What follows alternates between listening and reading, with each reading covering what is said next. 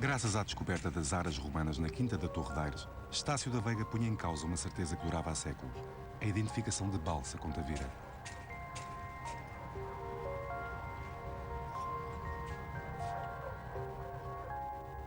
Balsa surge na lista de cidades do Império Romano por Pompónio Mela e Plínio o Velho, no século I depois de Cristo. No século II, Ptolomeu volta a referenciar a cidade de Balsa. No século III, surge como etapa de um dos itinerários de Antonino. No século VII, e já após o fim do Império Romano do Ocidente, surge na cosmografia do Anónimo de Ravenna, mas baseada em documentos muito mais antigos. Através da epigrafia de Balsa, conhecemos 3 magistrados da cidade: o Duumviro Tito Manlio Faustino, o Sexvirus Annio Primitivo e o Dispensator Speratus.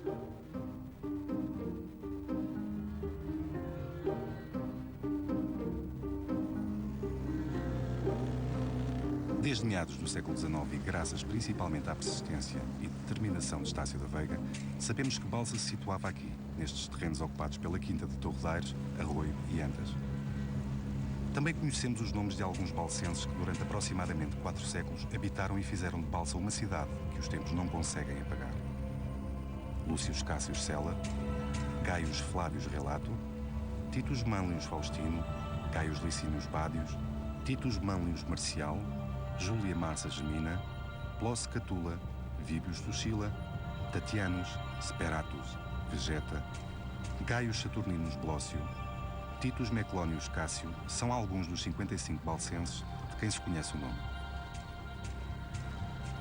Estes nomes, que se agarram a cada recanto desta paisagem, esperam ao longo dos séculos o retorno à vida. Memória que espera por uma vontade real da sua redescoberta, enquanto assiste impotente à sua destruição.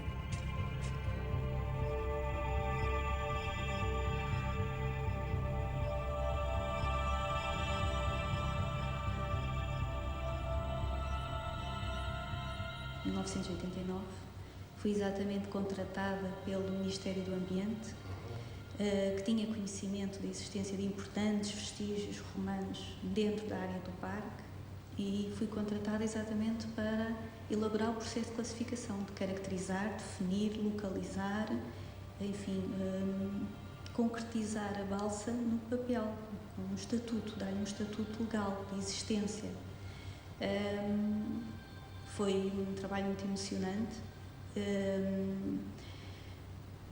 foi dos primeiros trabalhos como profissional que desenvolvi, e quando cheguei àquele território era um campo, uma zona de orla costeira e para interior, ampla, lindíssima, era a paisagem algarvia característica, com um casario aqui e acolá, algumas casas já a ser recuperadas para veraneio, uma segunda habitação, mas circulava-se, portanto são 3 quilómetros de vestígios arqueológicos. Era fantástico para uma jovem profissional em início de carreira. Sabe o que é percorrer ao longo da costa 3 quilómetros de vestígios ininterruptos, contínuos, materiais daquela época, do século II, III, IV, etc., materiais de uma vasta ocupação. Aparentemente chegava-se lá, era só, portanto, não há divisão de propriedade, portanto, agora está tudo aquilo está morado, dividido, não é? Naquele tempo as propriedades eram muros de pedra seca ou piteiras, é que dividiam as propriedades, portanto circulava-se perfeitamente, falava-se com as pessoas, circulava-se, e com olhos de ver, de facto, era impressionante, aquilo era impressionante, de facto, de muros, de restos de muros, de fragmentos cerâmicos, ir reconhecendo pouco a pouco. Não era a minha área de estudo, mas tive que entrar, tive que aprender, ia para o Museu Municipal de Arqueologia em Faro, sentava-me lá em frente às vitrines, tinha lá umas cerâmicas romanas e ficava a estudar aquele material, as sigilatas claras, as paredes finas, as ânforas, e ia para o terreno e andava ali, aquele espaço imenso, e estava cheio de restos de ânforas, com marcas de oleiros, de bordos, de asas, de fundos, de sigilatas, aquele engobe vermelho lindíssimo, peixe, com marcas, com desenhos, apanhava fragmentos com motivos vegetais, com peixinhos, coisas lindíssimas. Pavimentos de mosaico, vários por ali, dávamos com eles, onde a erosão cavava um bocadinho, punha à vista um pavimento de mosaico associado a muros. Portanto, os vestígios estavam lá. Não há dúvida que havia ali qualquer coisa com muita extensa, não é? E uma densidade de materiais que eu nunca tinha visto.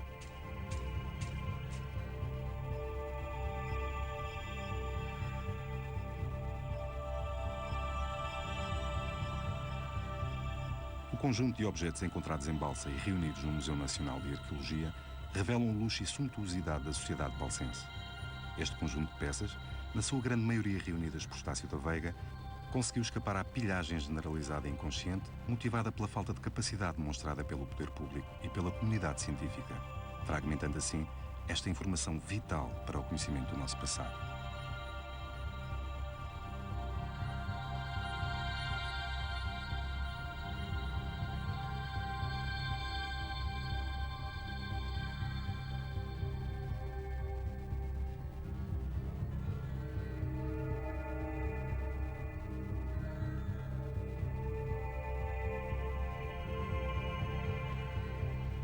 São terrenos de posse privada, embora com o Estatuto de Proteção das Zonas Arqueológicas.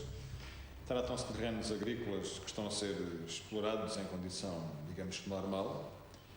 Existem algumas conversas entre a Câmara Municipal e os titulares do terreno, no sentido de permitirem que os trabalhos de escavação arqueológica possam continuar.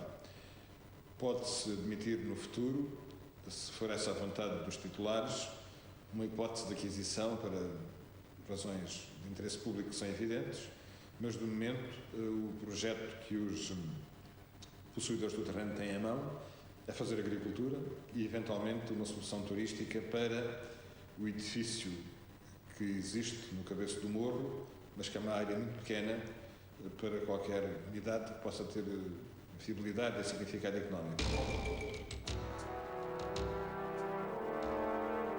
O tempo passa e a destruição aumenta aproveitando o vazio de decisões e vontades. A Quinta da Torre de Aires, a partir dos finais da década de 70 do século XX, começou a ser radicalmente subsolada e a maior parte da Quinta das Antas foi loteada para urbanizações.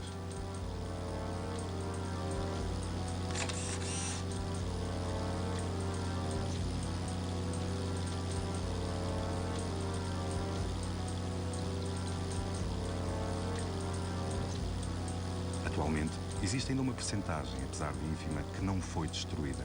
Essa área corresponde basicamente à zona da tal Cabeça do Morro, referida pelo Presidente da Câmara de Tavira como área que os proprietários pretendem usar para instalar uma unidade hoteleira. Acresce o facto de que nessa parte os especialistas pensam situar-se o centro urbano mais antigo de Balsa. Eu creio que só muito recentemente é que se conseguiu começar a transmitir às pessoas qual era a verdadeira dimensão do que foi Balsa no passado. Eu digo-lhe isto porque, quer dizer, avaliar por mim que me interessava, tanto como curioso por estes assuntos, não como especialista, só recentemente, quando li com essa atenção o livro de Casa de Balsa, é que tive a verdadeira percepção do que estávamos a falar. E, portanto, eu acho que fizemos um esforço na altura, se calhar não fomos suficientemente eficazes ainda, para tentar passar a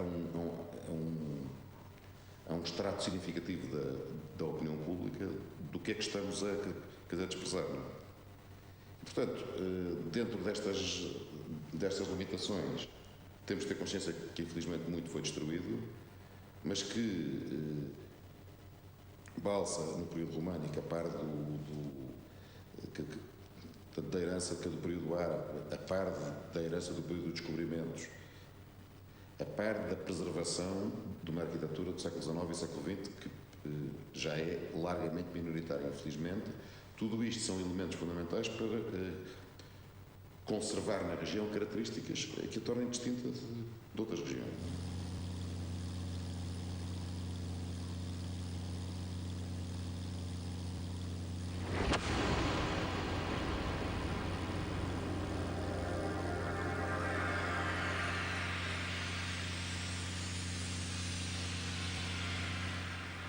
Face às recentes descobertas arqueológicas realizadas pelos arqueólogos Maria e Manuel da Maia, Balsa tem uma origem orientalizante.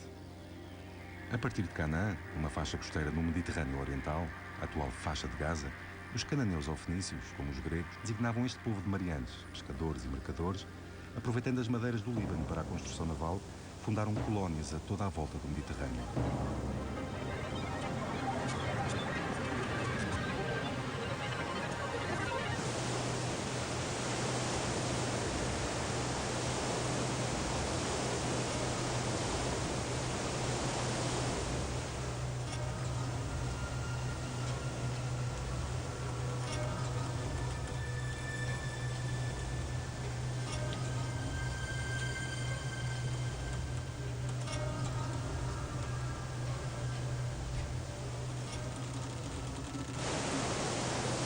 Cartago, no norte da África, Málaga e Cádiz, no sul de Espanha, são algumas dessas colónias que nasceram entre o século XII e o século VII a.C.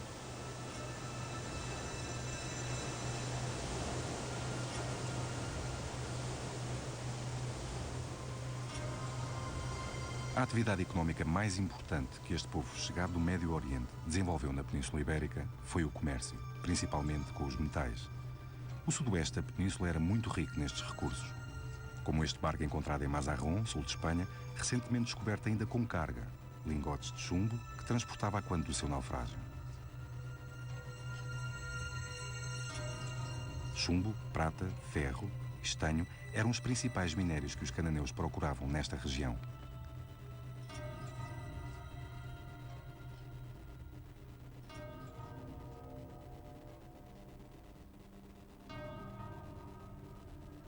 É do consenso quase geral que o nome Balsa deriva de Baal, a divindade fenícia, deus das tempestades e dos ventos. Os arqueólogos Maria e Manuel da Maia vêm desde 1996 realizando escavações no centro histórico de Tavira, as quais têm demonstrado que este local foi sede de uma comunidade profundamente influenciada pela presença de população fenício-cananeia, entre os finais do século VIII e o século VI a.C. O povoado era defendido por uma muralha de alvenaria de pedra, de modelo oriental especialmente documentado nas cidades cananeias. O conjunto de poços artificiais, ou botoi, com espólio de natureza votiva ou cultural, relaciona este povoado com um local de culto dedicado a Baal Hadad, o deus da cidade.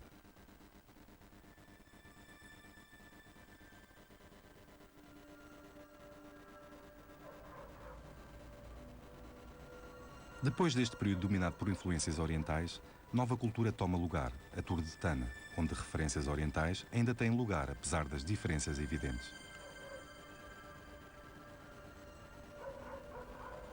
A partir de meados do século V a.C., transformou-se num centro piscatório, conserveiro, metalúrgico e comercial que corresponde ao apogeu do Círculo do Estreito, não como receptor passivo, graças aos centros de produção, ao mesmo tempo que se comportava como importador de produtos exóticos. É deste período esta figura em terracota representando uma divindade.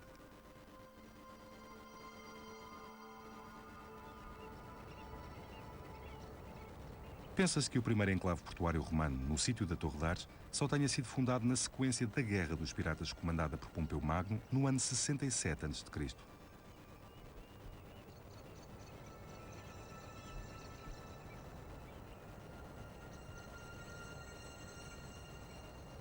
Data deste período a primeira moeda de balsa conhecida. Este é o registro mais antigo do nome da comunidade.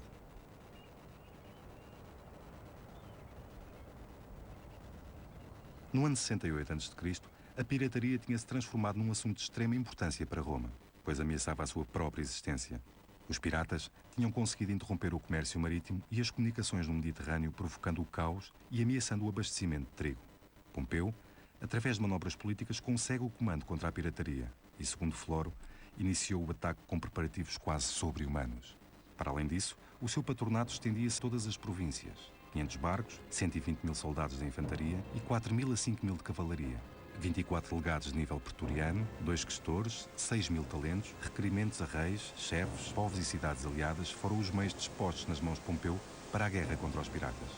Pompeu dividiu o Mediterrâneo em 13 áreas, cada uma das quais debaixo do comando dos seus legados.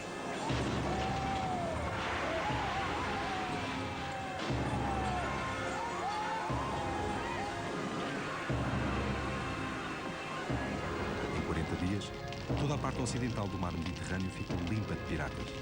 Mais de 10 mil piratas morreram. Foram capturados 71 barcos e 306 renderam-se, assim como 120 cidades, fortalezas e outras bases de operações.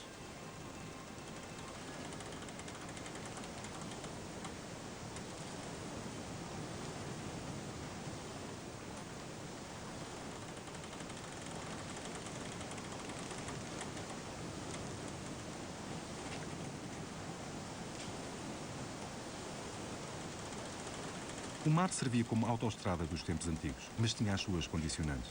As condições atmosféricas e o estado do mar eram as grandes preocupações dos marianos. A navegação a partir de Onoba, o Elva, para o Ocidente era particularmente problemática por ser contrária aos ventos dominantes. As soluções técnicas mais prováveis seriam ou fazer largos bordes, em que Montefigue servia de importante referencial, ou utilizar os remos negociando eventuais brisas. O Guadiana surgia como primeira marca costeira facilmente perceptível através do rastro marítimo deixado pela sua corrente, já referido por Avieno, e o Montefigue como segundo marco, delimitando a entrada da ou das Barras de Tavira, que na antiguidade se poderiam estender desde Cacela ou Cabanas. A partir de Tavira ou Balsa, o Cabo de Santa Maria obriga a uma ampla manobra de contorno pelo largo, cerca de 6 milhas náuticas na atualidade, para evitar os ventos de oeste, junto à restinga do Cabo, suscetível de provocar naufrágios. Numa primeira fase, Tavira correspondeu a estes fatores e depois, por razões que ainda hoje são desconhecidas, Balsa, já localizada na zona de Torredeiros, onde no período romano veio a conhecer a sua maior evolução, passou a tirar partido dessas vantagens.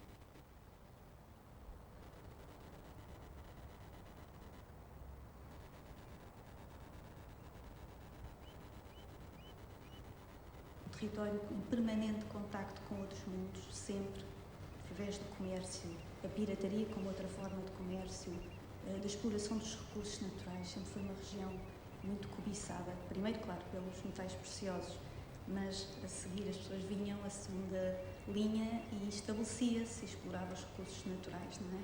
O mar e a terra. A Balsa fez parte disso, foi um dos grandes expoentes máximos que a região teve no período romano. Uma cidade de porto, abrigadíssima, protegida pelo sistema lagunar, não discute-se se existia aqui ou não, pronto, mas já existiriam ilhas barreira, pelo menos ali os nossos colegas na Andaluzia já comprovaram a existência na época romana de ilhas barreira, do sistema lagunar. Como eu digo, a Balsa foi representa aquilo que nós identificamos com o povo algarvio, não é? Com o povo da orla costeira, com o mundo virado para o exterior, não fechado em si próprio. Hoje estamos fechados em nós próprios, não é? Só temos portos de recreio, com os barquinhos que vão até à praia mais próxima. Antes não, navegava-se a sério, ilhas de porto em porto, trazia-se novidades, trazia-se objetos, não é? Havia muito contacto, era por mar, estradas, não é? Já diz o nosso historiador Cláudio Torres, as grandes estradas marítimas, e é verdade.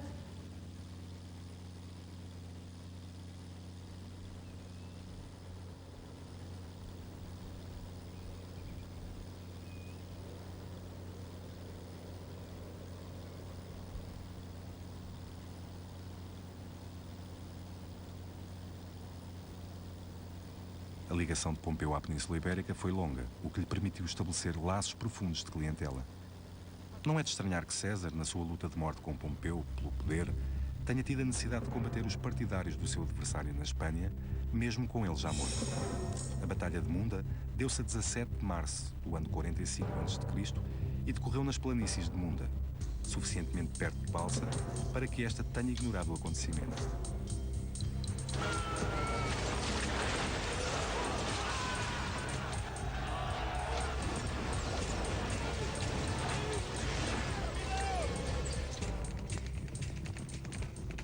Com a derrota dos partidários de Pompeu o Grande, a situação política na Espanha conhece uma mudança brusca, pois essa derrota foi seguida de uma limpeza à estrutura do clientismo montada por Pompeu e os seus legados.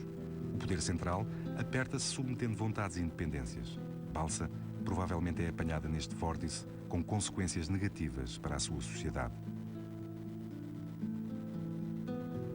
A 15 de março do ano 44 a.C., Júlio César é assassinado às portas do Senado de Roma. Caio Júlio César Octaviano, sobrinho neto de César, é nomeado cônsul. Com o tempo, vai acumulando poderes que conduzirão a agonizante República Romana até o Império. Durante o governo de César Augusto, Roma viu-se obrigada a manter uma feroz luta contra as tribos cantábricas. O próprio imperador traslada-se para a Espanha para dirigir a campanha que foi comandada por Marco Vipsânio Agripa, seu amigo íntimo e colaborador. Com o extermínio feroz destas tribos, inaugura-se uma longa época de estabilidade política e económica na Espanha.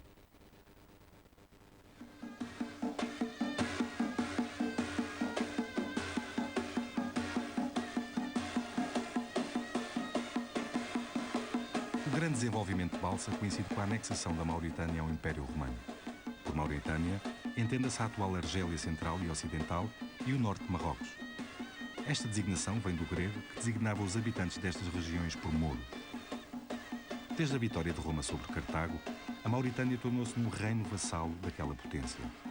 O Império Romano, pela sua lógica expansionista, precisa de mais recursos e a Mauritânia é terra de cereais, azeite e vinho. Calígula resolve o assunto mandando assassinar o rei mauritano mais imbuído da cultura romana, Ptolomeu da Mauritânia. Calígula acaba por não ter tempo para concluir o plano, pois entretanto é assassinado pelas suas tropas. É Cláudio, seu tio e improvável candidato a imperador, que é eleito para o lugar máximo e será ele a fazer no ano 44 d.C. a anexação formal da Mauritânia e a sua organização administrativa. Mauritânia Cesariense, abrangendo o centro e oeste atual da Argélia e a Mauritânia Tingitana, no que é agora o norte de Marrocos. Segundo a lógica romana, a Mauritânia devia alimentar o povo romano. A produção cerealífera de azeite, vinho e de materiais cerâmicos tornam-se rapidamente sedentários. O trigo africano passa a representar 2/3 das necessidades de Roma. A produção de ânforas para o comércio de azeite e vinho e de loiça ultrapassa a produção cerâmica de Bética. Por outro lado, a Mauritânia transforma-se também no grande centro receptor dos produtos da África Negra, como ouro, marfim, tecidos, etc.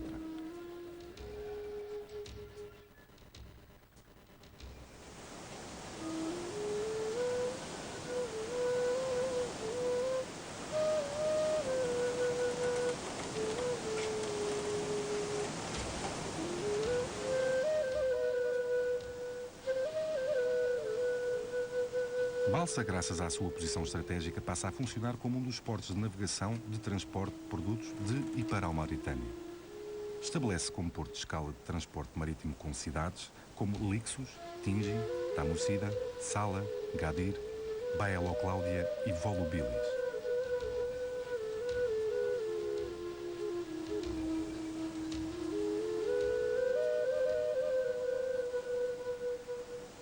A população de Balsa modifica-se, adaptando-se rapidamente a esta nova realidade. Passa a ser uma cidade onde se cruzam vários idiomas, gentes de muito diversas origens, que se instalam na cidade seguindo as oportunidades comerciais e de negócio, como estes gregos, Evenos e Antíoquis. Com o mar completamente dominado e controlado por Roma, o comércio marítimo intensifica-se e a acumulação de riqueza começa a ser notória. A Mauritânia torna-se na fonte de riqueza de Balsa, dando-lhe um ar cosmopolita. Nela viviam romanos, gregos, norte-africanos, como Gaius Saturninus Blócio, originário da atual Tunísia, mas cidadão balsense de pleno direito, levantinos e os autóctonos não só de Balsa, mas do território sob a sua jurisdição.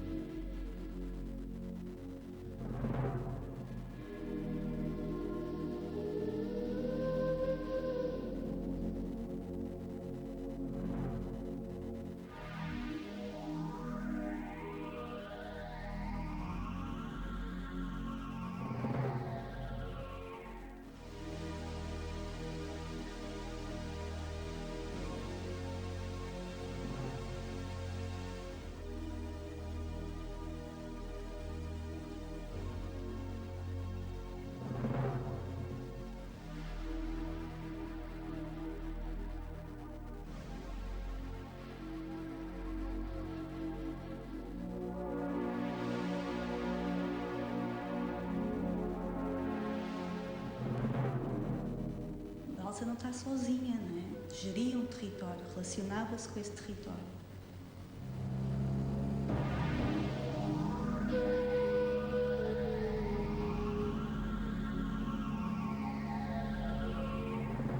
O Fórum de Balsa, como de qualquer outra cidade romana, representava o centro da vida administrativa, política e religiosa da cidade, e apesar de não ter sido feita qualquer escavação arqueológica que confirme a tal certeza, o Fórum inicialmente situava-se onde agora se encontra a antiga casa da Quinta da Torre de Aires.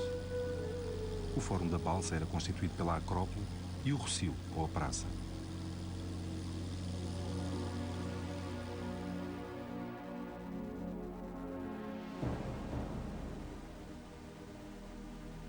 O Fórum do Miróbriga é um bom exemplo da possível configuração do da Balsa, onde se destaca o templo, que no caso balsense talvez estivesse virado para o porto.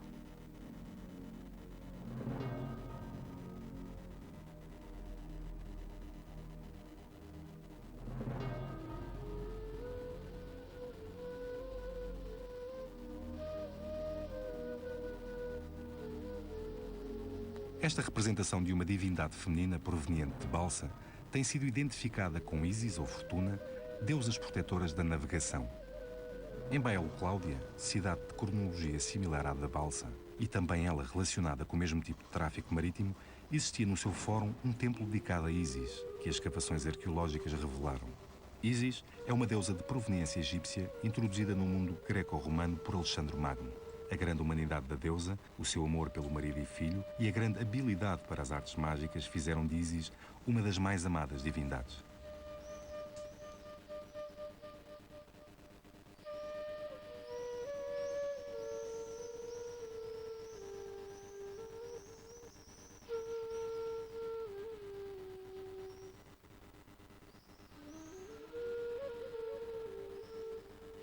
O Fórum era também o cruzamento das duas ruas principais, o eixo norte-sul, Carde Máximo, e o eixo este-oeste, de Comando Máximo. Estes dois eixos levavam aos limites da cidade e às suas 4 portas de acesso. A Civitas Balsense era uma comunidade municipal que tinha sob a sua administração um território cujo limite ocidental deveria ser a linha Bias-Montefigo e os limites norte e oriental. Segundo a maioria dos especialistas, abrangeria todo o Algarve Oriental. Moncarapaz, Paulo da Seca e Cacela eram aglomerados secundários de Balsa.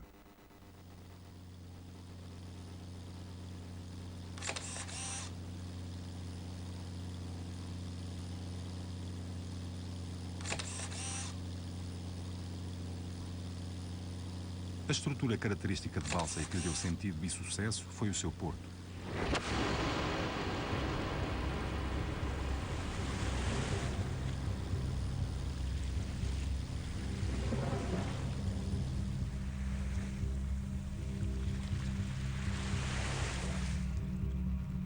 A pesca, a transformação do pescado em unidades fabris de conserva e salga em produtos de exportação, o sal, recurso essencial para essa transformação e também ele exportável, os excedentes da produção agrícola, o azeite e os produtos cerâmicos necessitavam de escoamento e o porto era a infraestrutura que permitia esse escoamento para outras partes da Lusitânia e para o mundo romano. Ainda hoje é possível perceber a importância e o volume de produtos movimentados nos locais onde se situava o porto de Balsa, pela densidade de restos cerâmicos de ânforas e outro vasilhame da época. A própria estrutura do porto era visível até 2002, altura em que foi destruída mais uma vez pela mão do homem. Constituído por um cais portuário, molho artificial e uma zona de armazéns de vários pisos, Balsa terá sido o porto algarvio mais importante nas rotas de navegação circular, com a costa atlântica de Marrocos e a costa gaditana da Espanha, que permitia percursos que não excediam os 2 dias de viagem.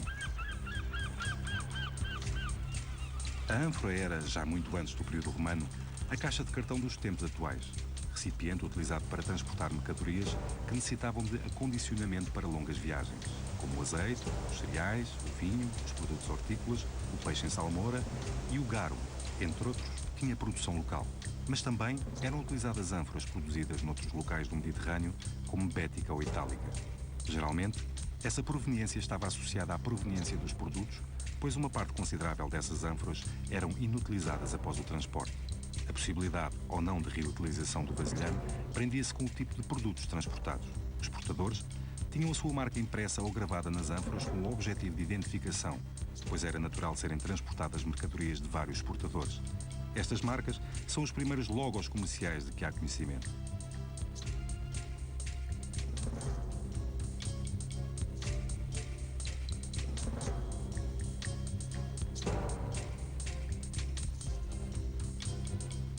Todo este comércio gerava riqueza e, consequentemente, Balsa atraía agentes. A moeda, base de troca no comércio romano, circulava fluentemente.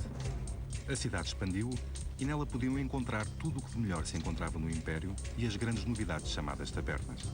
As tabernas funcionavam como local de vendas de bens.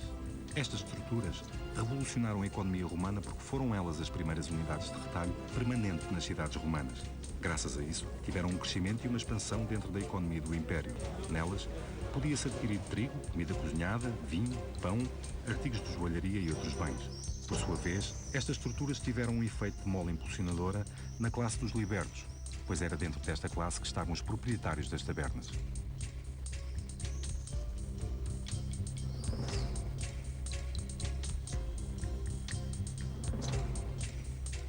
O crescimento de Balsa como cidade levou à existência de famílias de grandes recursos de que se conhece alguns dos nomes.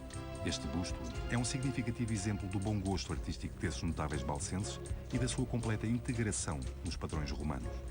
O mesmo se passa com os objetos de vidro encontrados em Balsa, como este anel e esta conta, ou ainda o jarro de vidro verde gelo.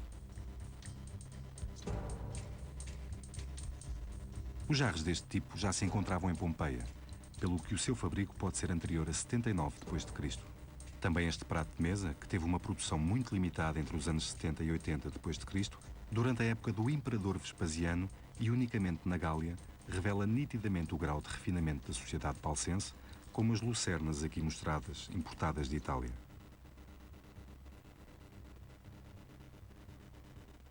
Objetos do cotidiano, de classes com posses, para adquirirem o que de melhor se fazia no Império.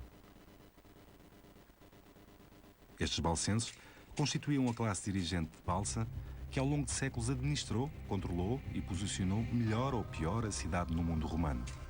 Eles, pela força das circunstâncias, são o rosto visível do conjunto da população balsense. Para além deles, há a grande maioria da população, escravos, libertos, peregrinos e mulheres. Apesar da diversidade das origens, em Balsa havia um grande denominador comum, a tipologia mediterrânica.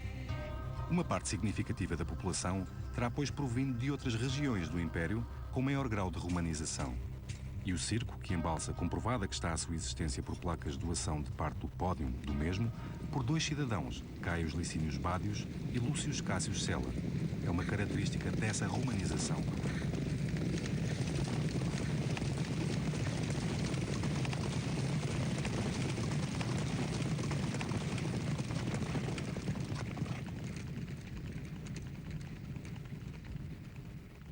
Outra inscrição refere a doação de um combate de pugilistas e de um combate de barcas por parte de ânios primitivos em honra da sua nomeação para sacerdote do culto imperial. Balsa teria, portanto, também um espaço onde se poderia organizar esses combates de barcas, as naumaquias. O Teatro de Balsa, que se situaria na Quinta das Antas, junto ao novo Fórum da cidade, é outro elemento que fundamenta a forte romanização da cidade. Nesse espaço, seriam representadas peças de autores gregos e romanos, criando laços mais profundos com a cultura romana.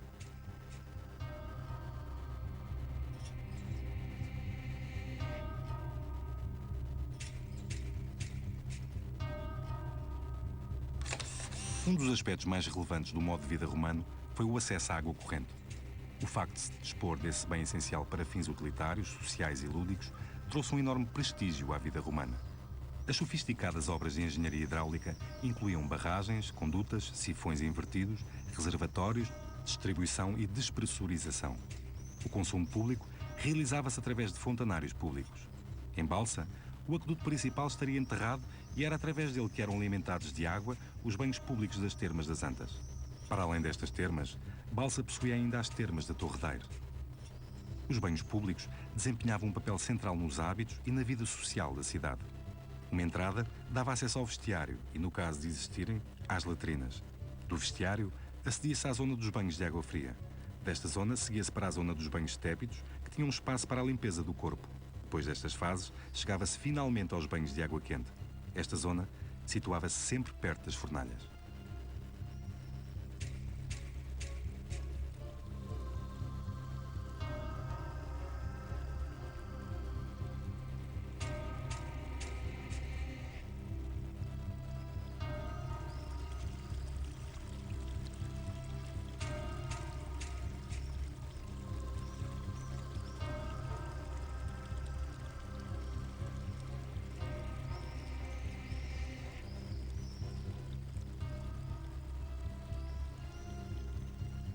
O ócio era o período de calma, o tempo para restabelecimento corporal e espiritual, uma sucessão complexa de limpeza, banho e massagem nos banhos públicos.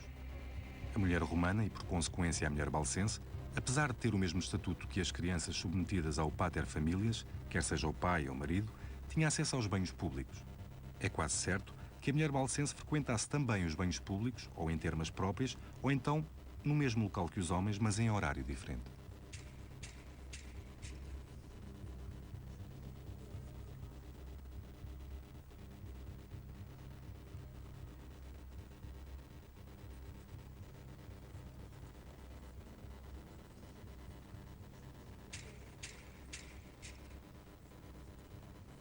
Descobriu-se em Balsa uns tojos de cirurgião com vários tipos de agulhas, pinças, estiletes sondas, escalpelo, ganchos, espátulas sondas e colheres. Os cirurgiões romanos, e por isso também este da Balsa, utilizavam estes instrumentos nos pacientes anestesiados com o extrato de papoila, de morfina e o extrato de escopolamina. Os instrumentos eram fervidos antes de serem usados. As feridas eram lavadas em vinagre e limpas.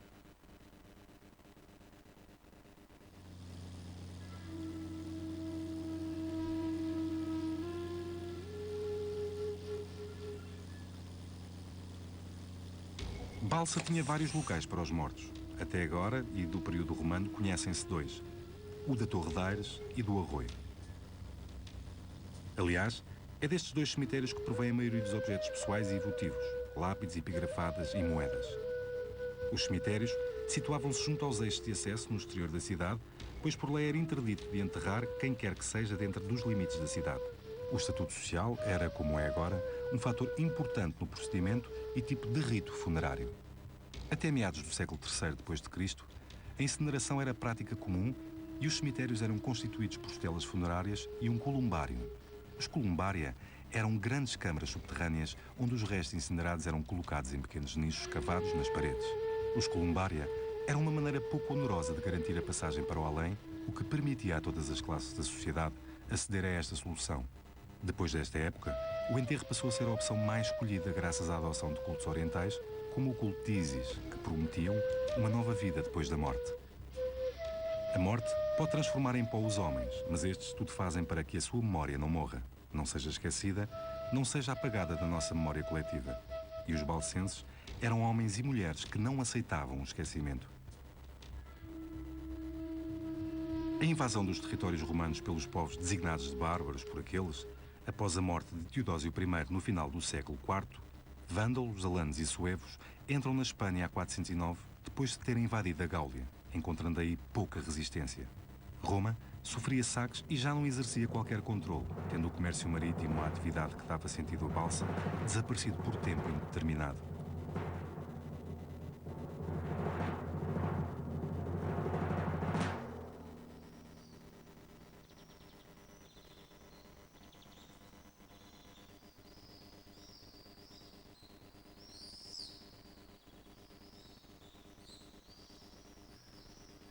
Para Balsa e os balcenses, era a morte temida. O tempo iria demonstrar que se pode renascer noutra realidade e, quando necessário, noutro local, quando a vontade dos homens assim o determina. E essa foi a vontade dos nossos antepassados, antepassados que nós teimamos em negar ou ignorar. Não sei quantas pessoas em Portugal, eu estou a falar de pessoas medianamente informadas, sabem que a balsa existiu. E portanto há aqui um problema também, não é? E aí, se nós queremos tornar isto num escândalo, temos que nos mexer muito mais. Temos que ser eficazes. Eu lembro-me na exposição quando visitei no Museu de Arqueologia estou a citar de memória, o Tavira, Território e Poder. Achei interessante, mas disse na altura, eu saio daqui e não percebo a importância que isto teve. E, portanto, acho que os especialistas também têm às vezes que fazer um esforço maior para ser pedagógicos sem perder rigor. Isto, quer dizer, evidentemente, quer dizer, no limite, podemos perder rigor. Mas acho que é possível dar a um conjunto significativo da população e, portanto, que as pessoas capazes de influenciar esse tipo de decisões, uma consciência mais aguda do que é que esteve aqui. E eu digo isto pelos meios, quer dizer, que frequento, são pessoas normalmente medianamente informadas, falo-lhes em Balsa e ninguém sabe do que é que eu estou a falar. Então há aqui um problema.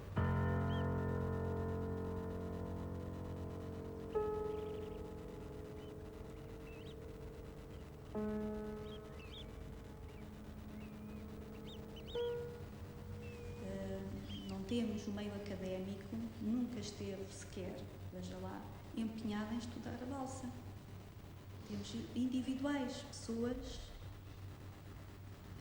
interessadas, que fazem o estudo na sua área específica de investigação, no seu pequeno projeto. Agora, uma instituição académica, a Universidade do Algarve, agarrar este projeto e dizer, não, isto é uma questão de honra, não é? Para a região, ter uma monografia da Balsa com intervenções de todos os especialistas, não é? Cada um na sua área, dos materiais, do território, da geografia histórica, da arqueologia, dos sigilatas, da estrutura urbana, todo esse contributo destas especialidades, depois já não se faz nada de forma individual, não é? As coisas não são bem feitas, não saem bem feitas, mas com a colaboração dos especialistas das várias áreas, a Balsa se calhar saber-se-ia um pouco mais. Preservar Balsa e defender o património que ali existe é um desafio essencial para os poderes públicos. Espero bem que nos tempos vindouros se consiga um diálogo eficaz e se consiga avançar com trabalhos no terreno, que o ideal era fazer sobre aquele território um museu, a céu aberto, um campo interpretativo de toda a história de Balsa no próprio local. Esse é o meu desejo.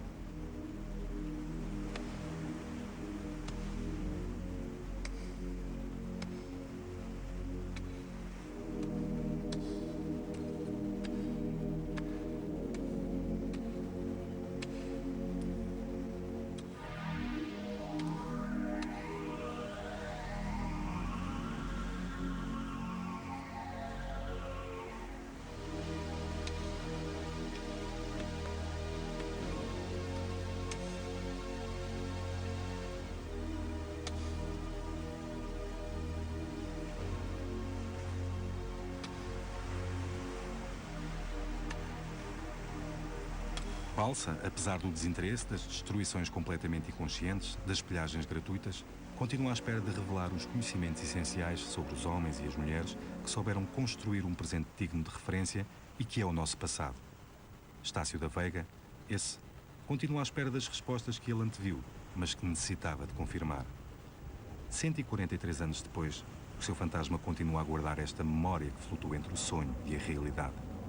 Apesar das declarações esporádicas e bem-intencionadas, parece ser o desejo de todos que Balsa seja esquecida e de uma vez por todos enterrada, apagada, para dar lugar a resorts turísticos de sonho. Entrar hoje no que ainda não foi destruído de Balsa é impossível e inacessível.